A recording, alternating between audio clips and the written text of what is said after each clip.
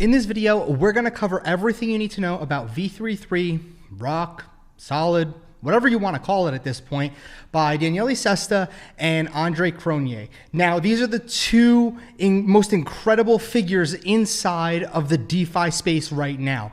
But before we dive into this, I told you guys a long time ago, about a month ago, that all the earnings that I'm getting from YouTube for my AdSense revenue, I want to give back. I'm actually hosting a $5,000 giveaway. It's actually going to be $1,000 to 5 different winners. I'm going to announce how to enter inside of the We Them Discord a few hours after this video goes live.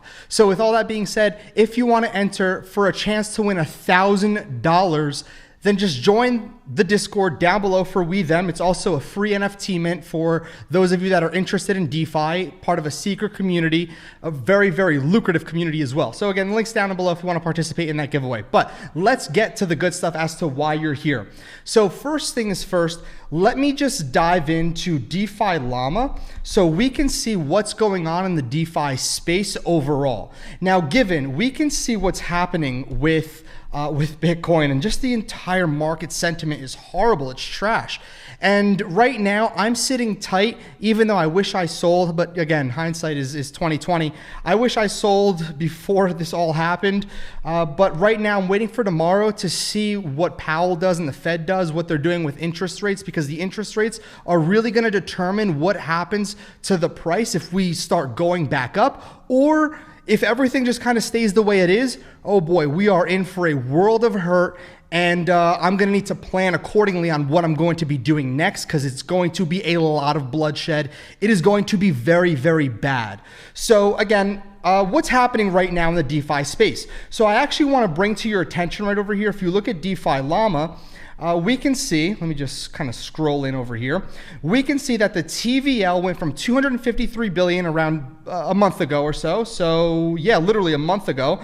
And right now it's around 190 billion. So what happened? Are people pulling out of the DeFi space? Are people leaving and going somewhere else? No. So let me actually explain something to you that's really important. And the reason why I'm sharing this all with you is because it's going to lead back into V33 and the entire project. So DeFi protocols, no matter what chain they're on, Curve, MakerDAO, Convex Finance, which again it piggybacks off of Curve, Aave, but they don't all do the same thing. They're in the DeFi realm, but they have the same concept given the name DeFi, decentralized finance. However, there's one that I really want to talk about, Yearn Finance, to really bring to your attention, is when we're in a bull market, right? A lot of whales, a lot of investors, what they do is they park their money. So let's just take, let me just stay on Phantom because this is incredible. So if you have Magic Internet money, and we're in a bull market, it doesn't make sense to buy the top. So what do investors do? Really smart investors, they sell the tops, take their stable coins, and they go to platforms like Yearn, yield aggregators, and they put their tokens in. So look at this, 34.26% APY. So you're essentially, while the market is very bullish, you cash out at the top.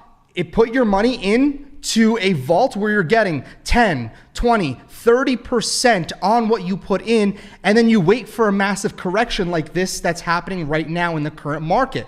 So that's why you see a massive dip, is because investors see a prime time to buy. So while the market is extremely, extremely bullish, extremely high prices, everything is overvalued, big investors, smart investors, and those that understand how, kind of yield aggregation works, they'll lock their stables in order to gain APY, so they have more money for a dip that occurs. Now, why is this all important?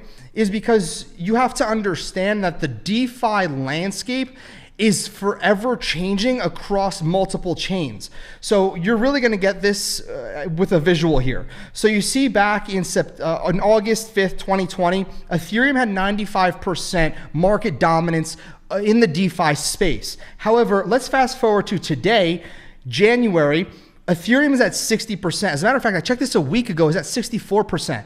Ethereum is losing market dominance at such a rapid pace. However, This means that other layer ones, we're talking Terra, let's see right over here, we're talking Terra, Phantom, right? BSC had its time, it still has its time, but it's, you know, again, there's other layer ones that are popping up right now. Terra is, in my opinion, going to get overturned by Phantom. The only reason why Terra, in my opinion, is where it is right now is because of Anchor Protocol. Inside of Anchor Protocol, there's billions of dollars locked up, and it's giving Terra, the entire DeFi sector of Terra, liquidity. That's what Anchor does.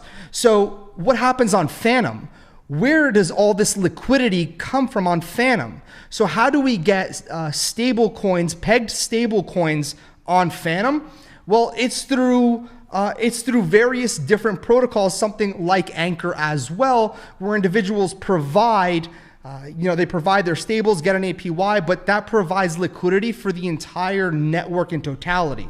So to tie this all back, we're going to dive deep into V33 so you can understand what this is trying to accomplish and why it's even sneakier than you think.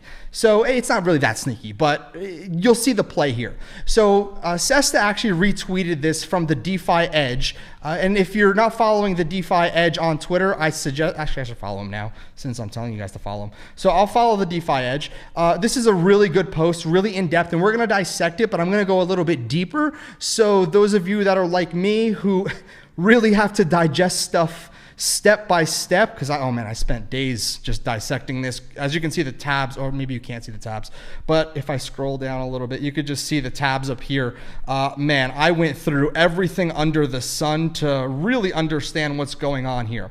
So let's dive into it. So Andre Cronje and Daniele Sesta are teaming up for the most anticipated DeFi project ever. Correct. A simple explanation of V33, vampire tax, which will be important, what the protocols are saying, this is going to be important as well, and how to get the ROC tokens. So what is V33? It's essentially it's literally a tokenomics model. It combines the best of DeFi and additional tweaks. Users who lock up their tokens for years get the most voting power. Now, here's the thing. So we want to take a look at like liquidriver.finance, right? So the XLQDR token, you see how you can go to the XLQDR staking vault. You can stake your LQDR here, and you can choose how long you want to lock it for. So essentially, the longer you lock it, just so you know, you can see like right over here, the longer you actually go ahead and lock these tokens, the higher the APR that you actually get.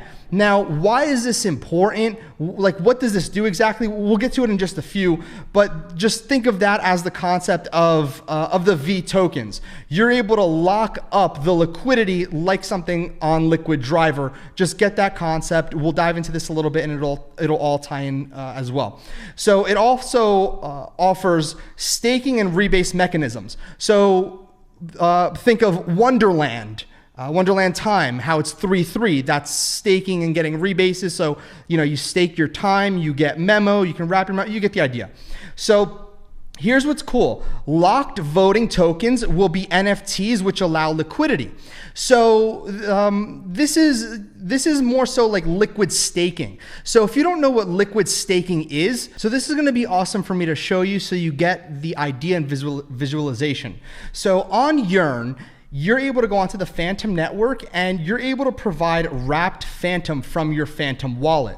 So when you provide wrapped Phantom, you actually get back a token from Yearn called FTM. So it's the Yearn Finance liquid token that equates to your Phantom staked. Now, here's the thing. If you were to stake your tokens or coins elsewhere, typically, traditionally, there's a locking period where you can't access your coins. So in this case, liquid staking, even if you lock your whatever coin it is, like in this case, Phantom, if I lock it in this protocol, I'm able to go ahead and use that token to do various different things. In this case, if I were to deposit wrapped Phantom inside of the Phantom vault, I will get a FTM. I can then proceed over to Abracadabra Money and go to the borrow section, and then I can give Abracadabra my actual YVW FTM token that I got back for staking my FTM in Yearn. And what I can do is I can give them this token and say, I want to borrow money against it. But here's the thing, is that my FTM is still earning APY. So think of that with liquid staking. That's kind of how that works. However, we flip the script back to XLQDR, right? Because we're working with the lockup mechanisms here. So again, V is going to work with a lockup mechanism. So in return for locking up your token here, you're going to be receiving, as stated right over here, you'll be receiving a NFT which allows for liquidity. Same concept what I just showed you with YVFTM, like Yearn. Same exact concept. But here's what I find interesting, is that it's gonna be a NFT rather than a reflection token, which again, I guess it does make more sense to be an NFT. But here's what's crazy, okay? A lot of people don't know this, but Andre Cronje actually launched and has an NFT marketplace on Fantom, right? So this is where it's kind of like a little sneaky. How do you liquidate an NFT? You liquidate an NFT by putting it on an NFT marketplace. What's the NFT marketplace on Fantom? Andre Cronje's.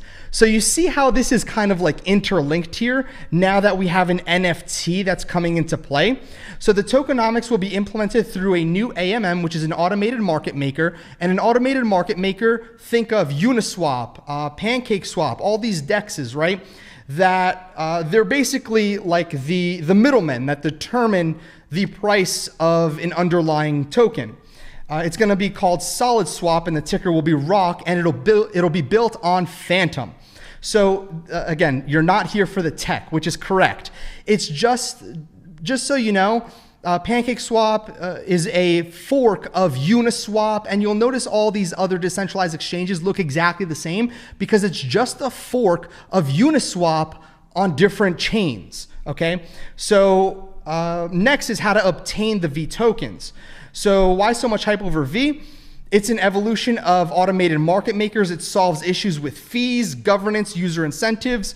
Sesta and Cronje are the DeFi goats. Were you late to invest in other projects? This is your chance from day one, which is correct. This is a great opportunity for those of you that want to get in on the ground floor, because this is going to blow up very, very fast. And this is what I always mention about first movers advantage. So how are the tokens going to be distributed? They're airdropping NFTs containing the tokens. So again, you'll be able to liquidate those NFTs in regards in exchange for the tokens. However, it's where they're being airdropped to. It goes to the top 20 protocols on Fantom by TVL on DeFi Llama on January 23rd. So yesterday on DeFi Llama, if we were to go to chains, right? If we were to go to overview, we would click on Fantom and maybe treasury and staking. I don't know the exact criteria they used, but they take the top 20 protocols on Fantom, okay? And they're gonna distribute the tokens to them. So it's up to the protocols to distribute the tokens how they see fit. Now this is important because each protocol is different. So the tokenomics, there's all out war to enter the top 20, correct. And this is where vampires come into play. And we'll get to that in a second. It's like everyone in Lord of the Rings battling for the rings of powers. What's the power of ROC? Now this gets really important. Voting power and control over SolidSwap. So you'll have the ability to control where the protocol goes. Okay, an unfair advantage to attract users and liquidity to their platform. Correct. So how do we get the tokens as participants? The protocols themselves are going to determine how they distribute it. So the protocols, for example, let's just pull up one that a lot of people know. Let's just go with Tomb Finance. Again, I actually don't know if Tomb is going to be getting airdrop. I haven't confirmed that yet, but let's just theoretically say Tomb is. Tomb is the one who's going to have to determine how they're going to be distributing those tokens to the participants that have most likely showed loyalty over time. So have any protocols mentioned how they will be distributing the tokens? Kinda. So Liquid Driver, again, we talked about Liquid Driver over here, right? So from Dr. Liquid, Liquid Driver isn't going to distribute it to their XLQDR as many predicted. Again, I use this as an example because a lot of people predicted this and it's announced that they're not going to be doing this. Instead, they want to keep it in the treasury. They can use it to incentivize liquidity and generate fees. Very interesting. So they're going to be hoarding the token basically. And if a lot of protocols follow suit with that strategy, the token is going to be so sought after. It's going to be like a governance token price point with a really low circulating supply because all these protocols are going to keep it to themselves. And I actually have a fear that there won't be a lot in circulation to the public, which is going to drive the price of these tokens through the roof, which is a good thing. However, we have to see what these protocols decide because the protocols are all different. So by the way, LQDR is one of my favorite plays right now. Great. I actually like LQDR as well. So Beethoven X, most protocols are operating like Beethoven X, which is Beats. They are just as confused as we are. They're not even sure if they're in the top 20. Again, a lot of these protocols don't know if they're in the top 20. So they have to wait and see. That's the approach. They're just going to hope, right? They're keeping their cards close to their chest for now. And we had a little bit of an update over here. How about V33 airdrop to Beethoven? But again, what will the protocols do? It'll be interesting to see the tactics that they use. Here are his theories, and I'll add in some of mine as well. So one of the possibilities is that these protocols are going to keep them in the treasury and basically not distribute. So what I just said is basically hoarding these tokens. Airdrop to users. Again, he's even said low IQ move. If I was a protocol owner, I wouldn't like. It just doesn't make sense. It's exactly what the DeFi Edge said. It's like Lord of the Rings, where everybody wants to fight for the power of the ring, right? But we already know Frodo is the big man to really overcome. So distribute as rewards to locked holders, like locking up XLQDR. That is a smart move if the protocol allows for it. It shouldn't be, and also you're gonna have to factor in the distribution mechanics because it can't just be, hey, stake our tokens and you'll automatically be receiving V. No, ROC. So again, it's going to have to be, okay, maybe this amount of tokens is allocated to staking and it's going to be distributed over X amount of time. And it's basically like drip fed. So think of something like that. So it's not all just out into the public immediately from all these protocols. So do nothing. Some of the top 20 are bridges who might not even care about this. Again, kind of comes back to my point of kind of hoarding these tokens for themselves. Rewarding for staking, just mentioned that. Reward the people who have been with the protocol for months. Again, interesting to see how that dynamic would play out. Sell it to another protocol, big brain. Trade to another protocol, also big brain. Now sell it to another protocol. In my opinion, I really think that if you're a DAO and you're not in the top 20 and you have voting rights in that DAO, as a participant, you should be asking for you should be initiating a proposal to say, hey, let's offer a bulk deal from our treasury to buy these V tokens. That's a big brain move. So keep in mind that some of these are DAOs. The decision will be up to the voters. They're going to vote for what's best for the protocol long term, perhaps, or will they vote to distribute the tokens for themselves as soon as possible? So everyone's been bridging to Phantom, correct. Liquidity has been sucked away from other L1s and onto Phantom. Exactly. You could just, let me reinforce this, because this vivid imagery is really going to signify how fast the movement of liquidity has been. So if we just go to all over here, let me just go to chains. So look at this, okay? So as we go over time, So right over here, December 15th. Actually, let's go to January, okay? So January 2nd, you see Phantom 1, 2, 3, 4, 5, 6, 7th. It's in 7th position. And if we look now, Phantom is in 4th position, about to overturn Binance Smart Chain. Phantom's TVL, the DeFi sector on Phantom, is rapidly growing, in my opinion, faster than any other chain that we've seen. And it's only going to get bigger and better. So that's why I'm also a big proponent in Phantom. The layer 1 itself, like the Phantom token, I do hold a lot of Phantom. So everyone's risking off because of the dip, correct? Like I mentioned in the beginning of the video. Many users are expecting the speed and low fees of Phantom for the first time experiencing. Man, I feel like Floyd Mayweather. There's also been one interesting side effect to all of this. Vampire attacks. Remember the top 20 protocols by TVL get the airdrop, like what is shown in DeFi Llama, what Andre Cronje also tweeted about. And I'll open that up in just a second. Actually, I'll open it up now. Because Andre Cronje went ahead and tweeted an image of the top 20 protocols, that a snapshot on January. Oh, actually, look at this. I didn't even see this. So we can see that this is a snapshot right over here.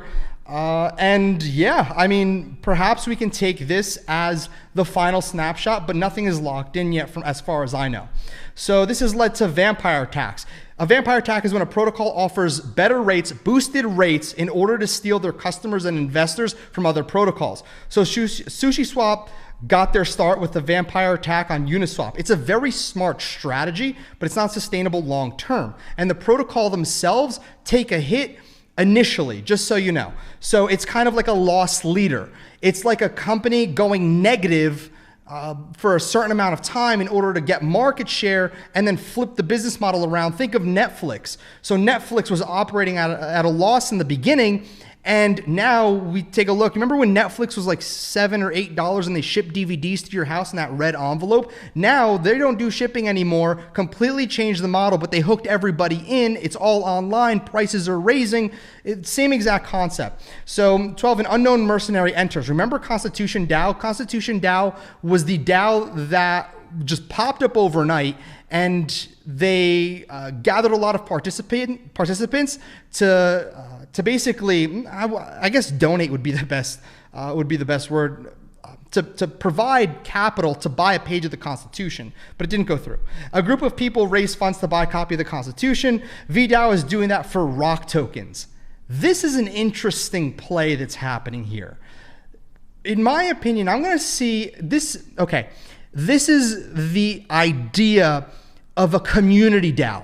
So we've seen projects like Sheldon Evans and Journey Crypto. I don't know too much about Journey, but I know Sheldon, Your Mom's House. We've seen that he's accumulating a lot of NFTs to add into the treasury. So if they liquidate, the holders of the NFT get rewarded. So that's like a community DAO.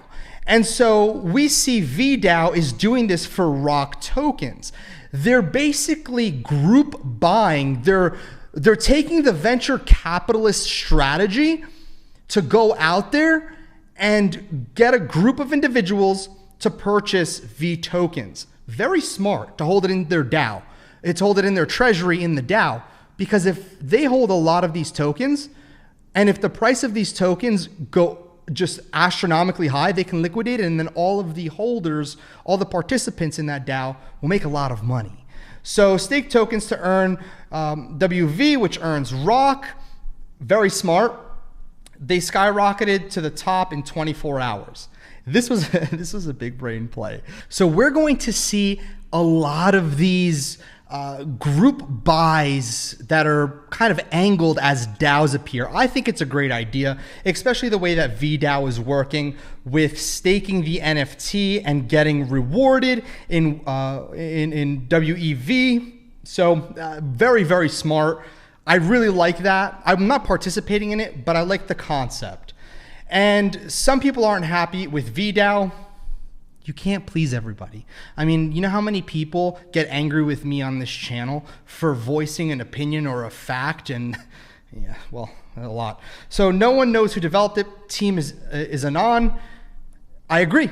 I agree. It's not good to be, anon. 10% allocation to the team. Can it be a rug? Probably, but time will tell. So they're viewed as mercenaries that suck liquidity out of the OG Phantom protocols. So that's why people are mad. I get it. So protocols that have been well established, people trust them. They got booted off because of veDAO. Listen, well played. To be fair, I do want to state this. Is it sketchy? Sure. Does it have the potential to do really good things and be a pioneer for this type of DAO structure? Absolutely. However, you also have to understand that it's not just a miracle for a project to just like out of nowhere gain a lot of momentum and notoriety. They had to have marketed this correctly and gain that momentum properly. It's not easy. And I doubt that now, given there's a lot of, there's a lot of backbone that they can lean off of because the hype is there, but it's still not easy to get the traction. So I do believe that with their efforts that they're putting forward, it's either going to be a really big rug payday for them, or it's going to be a very, very successful launch that a lot of other individuals, a lot of other developers are going to try. And sure, there's going to be some scams, but it'll be interesting to see how this non-VC, VC-based play is going to work. So the OGs were building when no one cared about Phantom. That's that's kind of the whole premise here. Now we see this movement because of the Phantom OGs of these protocols rallied together, banded together, and we're like, no, veDAO. We're the gatekeepers, not you guys. Nice try. Get out of here. So that's basically what's happening here. And listen, this is a free market. This is an open market. I'm not saying one is wrong or right. I'm just saying that there's a lot more trust for OXDAO than there is for veDAO. However, they're both going to do well no matter how you slice it. So OXDAO flips veDAO, given it's kind of inevitable because of the fact that who's behind it. OXDAO is at 3.62 billion, while veDAO is at 723 million. Again, no matter how you slice it, it's still really good. Like both of them, nobody's complaining about these TVLs. So Frog Nation enters the war. Last night, Frog Nation entered the war. Users can stake wrap memo on Popsicle Finance. Really cool. It's like Aragon arrives with the army of the dead. I love Game of Thrones. So Frog Nation in the final battle. Listen, do not mess with Frog Nation. I'm part of Frog Nation, but let me tell you something. There are diehard, to the grave Frog Nation participants, and in my opinion, Frog Nation is by far the strongest community in the DeFi space, period. So again, let me quickly break this down. You heard of V33. Do you want some ROC tokens? You can stake your wrap memo on Popsicle Finance now to qualify. So I actually want to walk you through exactly how you can go ahead and stake your wrap memo to actually bridge it over onto Phantom and how that all works in order to participate and see if you qualify. So again, there's an entire thread here, but what's most important is the wrap memo Wonderland voting. So what we would do is head over to Wonderland, right? Make sure you're on AVAX and you would click on bridge. Now you'd go from Avalanche to Phantom. You would click max on your wrap memo. You just click bridge and you're going to go ahead and allow the transaction in order to bridge over to the Phantom network, your wrapped memo. And then what we would actually do is simply go over to Popsicle Finance, and there's actually a strategy, not a strategy, but a way to go ahead and make sure this is working correctly, is on Popsicle Finance. So I'm just going to go to Popsicle Finance again without having the pro mode on. So if you go to Popsicle Finance, you'll see to pro mode at the top left hand. You're actually going to click to pro mode, and let me just go back here. So okay, all my wrapped memo is on Phantom now. I'm going to go from AVAX to Phantom Network. I'm going to click switch network, and it's going to load. And right over here, since I'm on pro, I'll actually click on farm. And here's what I'm going to do next is I'm going to wait for the farm to appear. And right here, I'm going to be looking at Popsicle plus Wonderland voting power. So I'm gonna go back to Popsicle, I'm gonna reload. Sometimes this doesn't work immediately. So here we go. I would look for the Popsicle plus Wonderland voting power. I'd click stake. And what I'm gonna do is just refresh this one more time so I can properly put this in. I'm gonna click stake over here. I'm gonna click max, approve token for spending. And so I'm gonna click confirm. And once that's done, I'm actually gonna have to go ahead and deposit that. However, if we go back over here and see DeFi Edge, he explains this: how much rewards will you get? It's uncertain how much rewards are actually going to be distributed. This is one of those situations where you want to ape first, ask questions later. It sounds horrible when I say it. But again, that's I'll approve this after this video, but you get the gist of it on what's happening over here. So let's go to the DeFi Edge's plan. Staking wrap memo on Popsicle, exactly what I'm doing. Single side staking at XO Fi rather than veDAO because the OGs of Phantom protocols are there. Staying on my top favorite protocols, same here. I'm still sticking with Wonderland. I'm still sticking with Tomb Finance. Is it worth it?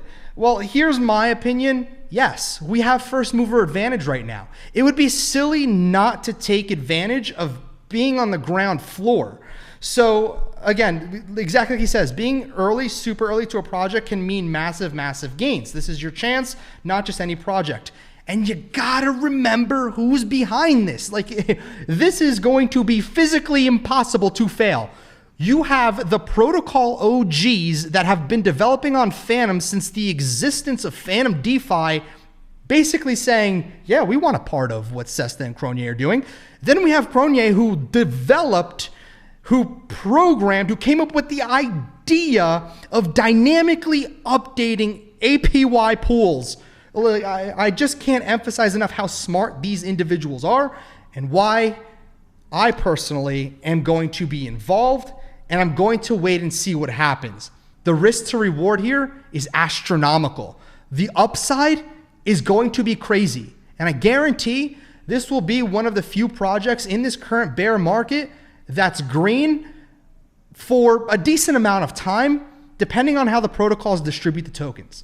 So again, that's it for this video. If you want to enter the $5,000 giveaway, join the We Them Discord down below, and I will see you in there. And oh, by the way, if you enjoyed this video, slap a like and maybe subscribe with notifications. If you enjoyed it and you want more videos like this, let me know. I'll see you guys. Have a fantastic day, week. Maybe you'll never see me again because you hate me. Whatever the case is, I hope you're doing swell. See you guys.